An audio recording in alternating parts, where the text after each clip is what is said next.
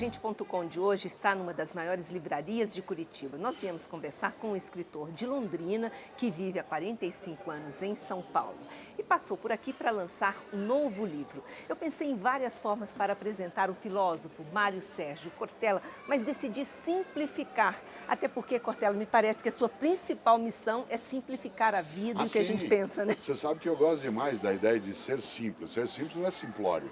Porque o simplório é aquilo que é banal, que é superficial, que é fútil. Mas ser simples é uma coisa extremamente complexa, né? O grande português que viveu no Brasil, Padre Antônio Vieira, homem de textos maravilhosos, uma inspiração, quem dera um dia eu conseguisse me aproximar dele como escritor. Padre Antônio Vieira começa um dos seus sermões dizendo: peço desculpas a todos, mas não tive tempo para ser breve, né? Porque a preparação da brevidade, da simplicidade, da capacidade, né, de fluir com alegria, mas sem necessidade de grandes volteios, é algo a ser preparado por muito tempo, né? Quando você pega um grande artista, ele quando pinta, quando ele toca, parece que ele o faz sem nenhum tipo de preparo anterior. E a tarefa da filosofia é traduzir um pouco aquilo que pareceria absolutamente indecifrável numa maneira que ela seja mais clara, senão não serve. A filosofia tem que ser comunicação. Mas já que você falou sobre isso, a tarefa da filosofia, eu não posso esquecer que você é um filósofo que está tornando a filosofia algo popular no Brasil, quer dizer, um filósofo quase um popstar. Que história é essa? Isso é porque eu gosto de comunicação, quer dizer, eu sou professor, né? Sim. Faz quase 40 anos que eu dou aula. E quando eu saí de Londrina, no dia 27 de dezembro de 1967, aí eu fui para a cidade de São Paulo, onde eu estou, como você lembrou, né, há quase 5 décadas, e a minha tarefa sempre foi, né, me dedicar à comunicação e educação. Portanto, eu não sou alguém que fica só em sala de aula. Eu também faço atividade de rádio, faço coisas de televisão, né, durante muito tempo atuei nesse campo, por isso esta ideia de se comunicar ela é decisiva. Afinal de contas, quando alguém não consegue fazer com que aquilo que fala seja compreendido, há uma falha em quem fala e não em quem está buscando entender. E nesta hora, mais do que uma intenção, é uma tarefa. É uma tarefa de ser claro, né, que a gente precisa aprender com Machado de Assis. A gente precisa aprender com Guimarães Rosa, porque Guimarães, por mais que ele tenha criado palavras, quando você olha, por exemplo, Grande Sertão Veredas, mas ele é de uma clareza, quando ele diz assim, viver é muito perigoso, né, isso é de uma verdade e uma simplicidade que é brutal. Quando ele diz assim, não convém fazer escândalo de começo, só aos poucos que o escuro é claro. Olha só, não convém fazer escândalo de começo, só aos poucos que o escuro é Isso claro. ia simplificar muita Claro, coisa, hein? como eu sou caipira, né, você mesmo lembrou, sou pé Caipira vermelho de de Londrina, Londrina. pé vermelho. Ali, a simplicidade, ela pode ser sim um valor que aparece, ela não é exclusividade de quem é caipira, mas o mundo, né, a caipira verdade. gosta dessa ideia, né, e Aliás, eu vou aprecio. te perguntar, você acha que a gente está dificultando demais as Bastante, coisas? bastante. Nós estamos criando encrenca onde ela não precisa existir, seja nas relações de convivência, seja no nosso modo de mobilidade urbana, seja na nossa capacidade das relações afetivas. A nossa complicação é tamanha que nós estamos perdendo algumas coisas que são muito mais simples, para pegar um termo que você usou. Eu gosto muito de um exemplo, que é, por exemplo, você quer ver um sinal de loucura nosso? Famílias inteiras se juntam aos domingos e saem de casa todos juntos para comer comida caseira.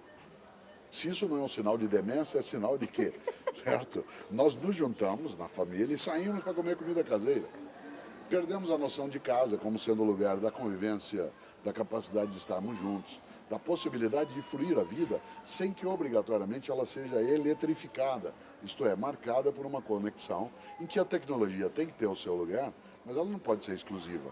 Sem que a gente seja ingênuo de supor que todo mundo que de nós se aproxima de maneira simples o faça com boa intenção, ainda assim é preciso dar passos.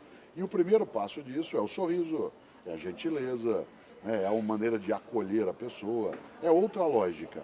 Pode parecer pequeno, mas, por exemplo, quando você, em Curitiba, que é a cidade em que estamos, você se aproxima de uma faixa de segurança na rua e os carros param quando não há um sinal para pedestre, esse é um passo decisivo.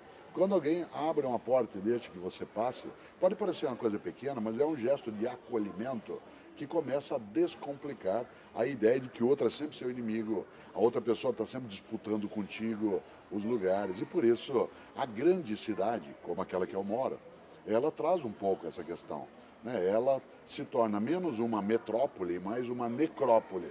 né? Ela mais faz movimentos de morte do que movimentos de vida. Aí E a é gente ruim. entra no individualismo, quer dizer, você Sim. fala muito sobre agregar, o homem viver junto, que aliás foi um dos fatores de sobrevivência da raça humana. Se a gente não tomar muito cuidado, a gente acaba perdendo esse Sim. parâmetro, No não livro é? Não Se Desespere, que é o livro sendo Exatamente. lançado em Curitiba, né, eu tenho até um texto que você menciona, que é cooperar para não exaurir. Isto é, nós temos de lembrar que a competitividade ela pode até ser emocionante em algumas situações, mas quando ela é levada, né, de uma maneira muito mais intensa, muito mais robusta e até agressiva, ela costuma ser destrutiva. O grande Mahatma Gandhi dizia, olho por olho, uma hora acabamos todos cegos. Né? Olho por olho, acabamos todos cegos. Por isso, cooperar foi aquilo que nos formou como seres. Nós somos um animal frágil. Se você imaginar, nos últimos 3 milhões de anos da nossa evolução biológica, a única coisa que permitiu que nós não perecêssemos frente a outros seres foi a capacidade cooperativa. Ao contrário da lenda, o homem das cavernas não era alguém que arrastava as suas mulheres pelos cabelos, como aparece às vezes em desenho animado ou em alguns filmes, porque se assim fizéssemos, nunca teríamos resistido. Nós paramos de cooperar mais. Hoje é que muitos estão Isso, fazendo claro, isso. agora sim. Agora sim. Isso Infelizmente. transtorna. Portanto, nosso nível de brutalidade, ele acaba sendo muito forte numa competição que em vários momentos ela é malévola, né? Em vez dela ser benéfica, isto é, fazer o bem, ela é maléfica, ela faz o mal. Bom, falando um pouco sobre suas provocações, você fala também sobre uma pessoa morna, o perigo de ser uma pessoa morna, uma pessoa que não é nem quente nem fria. Aliás, uma referência bíblica. Sim. Vamos falar um pouquinho sobre Os isso. cristãos têm um belíssimo texto, que é muito difícil, né? É um texto lotado de Apocalipse? filosofia, que é o livro do Apocalipse, o livro da Revelação. Vocês sabem que... Apóstolo João na ilha de Patmos. Exatamente. Você sabe que a Bíblia cristã, ela tem no Novo Testamento 26 livros. E o último deles é o livro que fala do fim. Né? Havia vários apocalipses entre os judeus, e um deles é aquele que os cristãos utilizaram. Não se sabe qual João é o autor. Sim. Né? Se sabe que não é o João apóstolo. Do se sabe que não é o Evangelho. João do Evangelho. É verdade. É algum outro João, até uma suspeita que seja um João mais coletivo. Isto é, que seja um conjunto de textos de autores diversos que, ao serem agregados, foram atribuídos a alguém com o nome de João. Tá? Pois bem, independentemente disso, o texto é muito forte. E ele tem algo que você menciona que é terrível, porque é verdadeira. Está lá no capítulo 3, versículo 15, 16, em que o texto diz, Deus vomitará os mornos. Deus vomitará os mornos. Aliás, o texto completo é, porque tu não és quente nem frio, hei de vomitar-te. Gente morna, gente mais ou menos casado, mais ou menos envolvido, mais ou menos cidadão, mais ou menos voluntário. Honesto, mais ou menos verdadeiro. Você vira assim, e como é que está o casamento? Ah, ruim com ele, pior sem ele. Né? E como é que está na tua cidade? Ah, vamos levando, mais ou menos envolvido. E o emprego? Tá indo. Essa mornidade, de não ser quente nem frio, né, ela é algo extremamente ruim, porque ela acaba fazendo com que a vida, que já é curta, seja pequena. É outra frase que eu amo, eu sei minha. que não é sua. Nós vamos fazer um breve intervalo e a gente já volta falando sobre essa frase. A vida é muito curta para ser pequena. Exatamente. Daqui a pouquinho. Todos nós temos histórias e memórias com professoras e professores que marcaram a nossa vida para sempre. O governo do Paraná valoriza o professor. Tem respeito por quem escreve essas histórias. A hora-atividade, a equiparação, o aumento salarial tão esperados já são realidade. E, acima de tudo, mais professores. Mais de 17 mil profissionais da educação já foram contratados em apenas 3 anos. Mais professores em 3 anos do que em décadas. É trabalho com amor por quem está mudando o futuro do Paraná. O melhor da nossa história está sendo escrito nas salas de aula. Governo do Paraná. Aqui a educação é prioridade absoluta.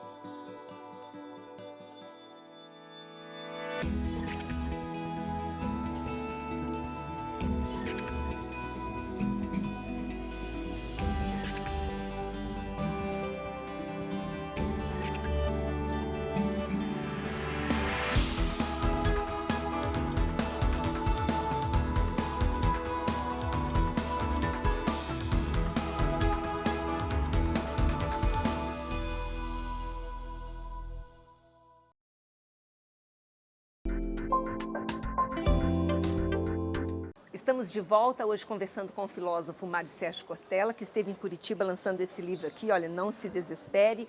E há pouco nós falávamos sobre a frase que você costuma usar muito na abertura das suas palestras, que é exatamente essa: a vida é curta, é muito curta para ser pequena. Pois é, ela é uma frase de um grande jurista, um grande político britânico do século XIX, chamado Benjamin Disraeli. E ele fala isso. Eu a utilizo num outro livro, e agora eu retomo aqui nesse que você mostrou, num outro livro meu chamado Qual é a Tua Obra? Que é um livro sobre gestão, liderança e ética, e que no fundo indaga sobre nós qual é o nosso legado. Quando nós nos formos, o que nós vamos deixar que não estrague, não apodreça e não seja objeto de disputa odiosa. E nesta hora, a grande questão do Disraeli é, de fato, que a vida é muito curta para ser pequena. E eu gosto muito de mencionar uma frase do Mário Quintana, meu poeta predileto, grande gaúcho. Quintana dizia: um dia pronto, me acabo. Seja o que tem de ser, morrer que me importa, o diabo é deixar de viver.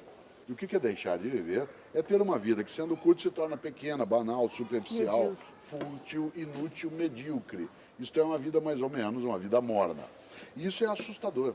Porque como algumas não ter pessoas essa têm vida? isso. Como você falou aqui, ó, deixar algo que não estrague, não apodreça, não seja objeto de disputa.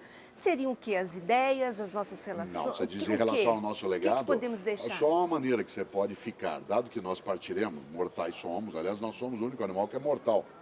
Que embora todos os seres vivos morram, nós somos o único que, além de morrer, sabe que vai morrer. Teu cachorro está dormindo sossegado agora. Teu gato está lá numa boa. Né? Os outros animais, eles vivem cada dia como se fosse o único. E nós vivemos cada dia como se fosse o último. E um dia a gente acerta.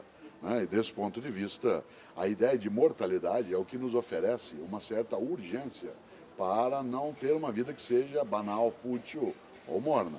Nesta hora, vale aí sim, é uma questão muito forte, que é uma vida na qual a gente possa ter vibração em relação àquilo que nos torna importantes. Você só pode ficar, mesmo tendo com o corpo morto já, né, estado, se você for uma pessoa importante. Cuidado, não se confunda importante com famoso. A fama passa, a importância fica. Há muita gente que é famosa e não tem a menor importância. E há muita gente que é importante e não tem a menor fama. Importante, olha o gesto. Você se torna importante quando alguém te leva para dentro dela, te importa. Há pessoas na vida que nós importamos, isto é, portamos para dentro de nós. E há pessoas que nós exportamos, que nós colocamos fora de nós. Uma pessoa, ela morre de fato quando ela é esquecida. Não por acaso, até uso num texto desse livro que eu falo sobre a questão da morte, eu me lembro que morrer é ser esquecido. Aliás, em grego arcaico... Então muita gente pode estar morta viva. Claro. Em grego arcaico, o verbo para morrer e o verbo para esquecer é o mesmo, é letos, de letal. Você não morre quando o teu corpo fenece, você morre quando você é esquecido. Por exemplo, por isso que você fala naquele epitáfio. Sem dúvida. Enquanto alguém derramar uma lágrima por você, der risada lembrando algo que você fazia quando viva, levantar uma taça em tua homenagem, pegar uma roupa que você usava e cheirar e lembrar de você, ouvir o barulho da chuva numa tarde e lembrar do bolinho de chuva fritando que você fazia, você permanece vivo. Às vezes você vai ver um cemitério, por exemplo, você tem um túmulo que está abandonado, as flores estão caídas, não tem ninguém que cuida mais, aí morreu. Nesta hora é porque essa pessoa não se tornou importante. Porque a importância, isto é, ser levado para dentro de alguém, faz com que a pessoa vá em direção a outra que está ali naquele momento. Mário Quintana, que eu mencionei antes, ele pediu para ele um epitáfio maravilhoso. Ele mandou escrever no túmulo dele, bem como epitáfio, eu não estou aqui. Eu não estou aqui. Perfeito. Onde está Mário Quintana? Perfeito. Na amizade que repartiu, na sexualidade que assumiu, na religiosidade que praticou, na fraternidade que construiu. Ele está naquilo que ele legou. Nesta hora, voltamos ao Disraeli. De fato, a vida é muito curta para ser pequena. Exatamente, até usando esse trocadilho, muito bacana essa conversa, Cortella. Até usando esse trocadilho que você fez entre o famoso e o importante, você faz uma outra observação ainda dentro dessas provocações sobre a política, quando Sim. você fala sobre o idiota e a política. É interessante. Relembra isso pra gente. Renato Janine Ribeiro, que é um filósofo da USP, eu sou da PUC São Paulo. Sim. E ele é da USP. Nós dois fizemos um livro há 3 anos pela editora Papiro chamado Política para Não Ser Idiota. É o livro inteiro, chamado Política para Não Ser Idiota. E nesse livro que você mostrou, eu fiz um capítulo de síntese daquele, que é exatamente isso, Política para Não Ser Idiota. Por que isso? Porque os gregos antigos, eles tinham um termo para designar a pessoa que ficava olhando só para o próprio umbigo, gente que só prestava atenção em si mesma, gente que não cuidava da comunidade, gente que acreditava que na vida a decisão é cada um por si, Deus por todos. O termo em grego para gente assim era idiotes, da onde vem a palavra idiota, que não significa tonto, significa alguém que só olha para si. Você sabe que esse prefixo id significa próprio, identidade, idiopatia. Por isso, idiota é aquele que só olha para si mesmo. E os gregos davam um outro nome para a pessoa que cuidava da vida da comunidade, que se interessava pela vida dos outros e não só pela própria, que era politico, porque polis em grego é comunidade. Por isso, para um grego antigo, idiota é quem não participava da política. Nós conseguimos inverter essa lógica. E é preciso retomá-la de um outro modo. Política não é sinônimo de partido. Partido é uma das maneiras de fazer política. Política você faz o tempo todo à medida em que você age na comunidade. Por exemplo, você frita um bife, você frita a batata para os filhos e netos. O que você faz com o óleo que você utilizou? Algumas pessoas têm o hábito de despejá-lo na pia. Isso é política. Você diz como? Claro, a água não mistura com óleo, você vai aqui na rede de captação, aquilo produz mais adiante uma contaminação do lençol freático dentro da minha comunidade. O destino do lixo. O que eu faço com bateria e pilha usada? Ou como eu me comporto no trânsito? Ou qual é a minha relação com as pessoas que trabalham comigo? Tudo isso é política. Também se faz política em partido. Também se faz política na igreja, na mídia, na escola. Mas não se pode supor que política seja algo menor. E é curioso, porque alguns dizem que política é uma coisa banal, até suja. Não discuto política, né? E cidadania é uma coisa elevada. Eu quero lembrar uma coisa, quem fala isso não estudou etimologia. Isto é, a origem das palavras. Porque política e cidadania significa a mesma coisa, só que uma em grego e outra em latim. Que aquilo que os gregos chamavam de polis, isto é, comunidade, os latinos chamavam de civitatem, que é onde veio cidade, que também significa comunidade. A pessoa diz, eu não me preocupo com política, eu quero ver a cidadania. É a mesma coisa. Certo? Apenas que se supõe que cidadania é uma coisa pura, bonita, gostosa e política é uma coisa suja. Há um determinado modo de fazer política que é sujo. Mas quando gente limpa se coloca fora da política, ela fica com quem é sujo. Se você não quer lixo na urna, não vote lixo. Se você não quer lixo na tua cidade, não deposite lixo na urna. Se você não quer lixo na tua vida, não coloque lixo na tua vida. Desse ponto de vista, é uma questão de escolha. E aí volta uma frase nessa longa resposta, que é uma frase sem autoria, mas ela é muito forte, que diz que os ausentes nunca têm razão. Os ausentes nunca têm razão. Se você decide não escolher, alguém escolherá por você. E aí você assume a escolha que foi feita. Porque a omissão é uma forma de decisão. Muito bom. Daqui a pouquinho a gente vai falar de um outro termo que o Cortella costuma usar, que é miogização da vida. Eu faço mais um intervalo, daqui a pouco mais conversa para você.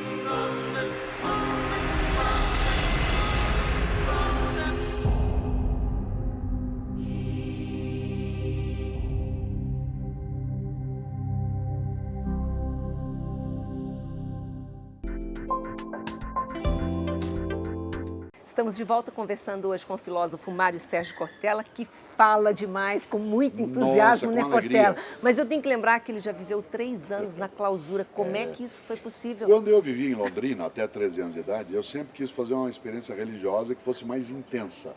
Você acredita em Isso, Deus? eu acredito em força vital, acredito em forças amorosas que você pode dar o nome de Deus, né? É uma questão apenas de escolha, mas não acho que a vida seja pura materialidade, pura biologia. Nesta hora, eu queria fazer essa experiência. Aí eu entrei na universidade e ao entrar na universidade para fazer filosofia, eu decidi que eu queria viver essa experiência dentro de um convento, num monastério.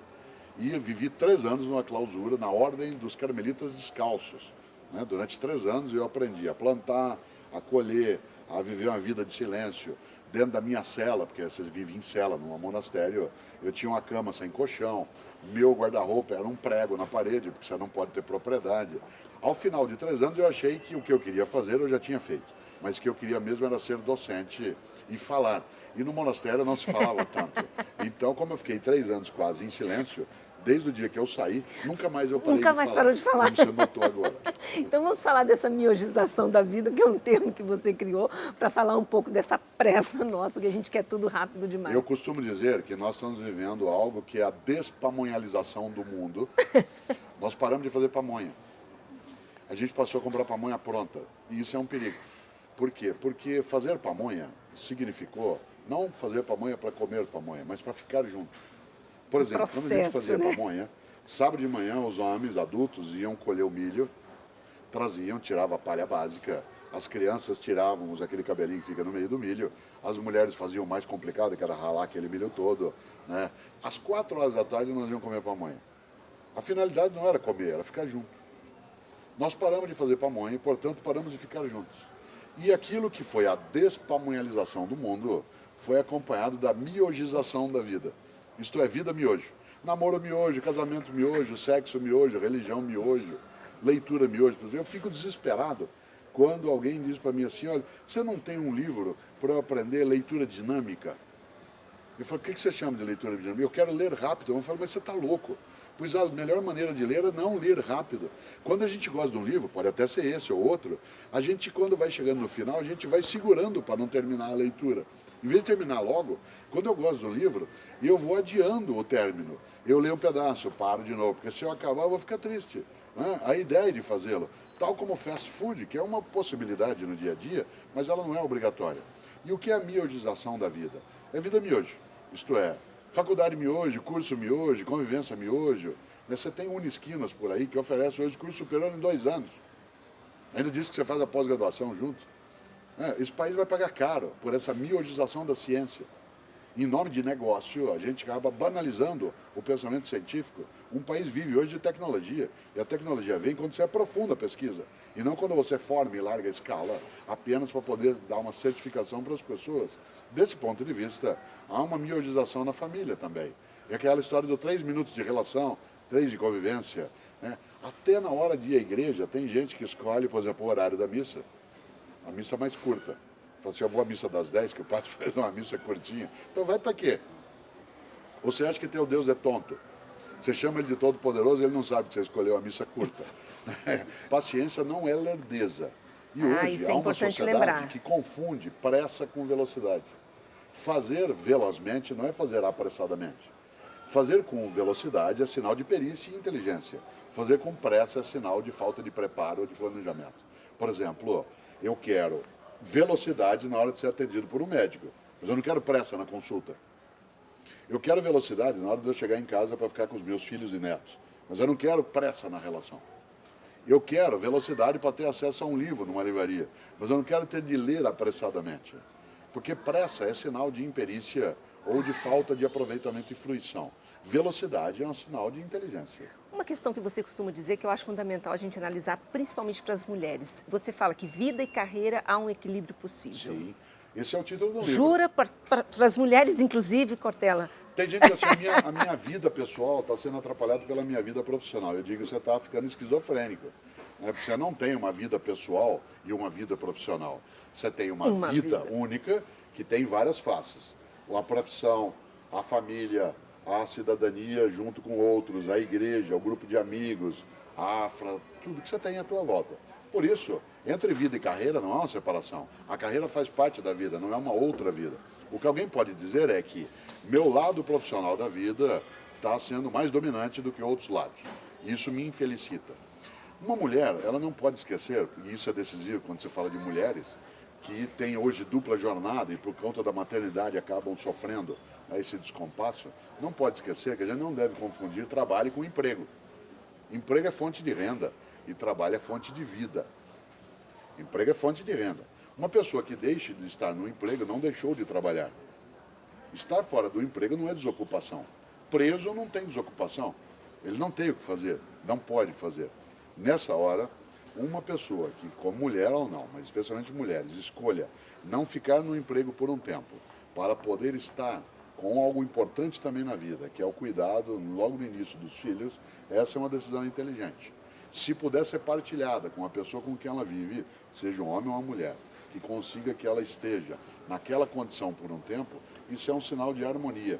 O equilíbrio na vida é o equilíbrio da bicicleta. Numa bicicleta você cai se você parar.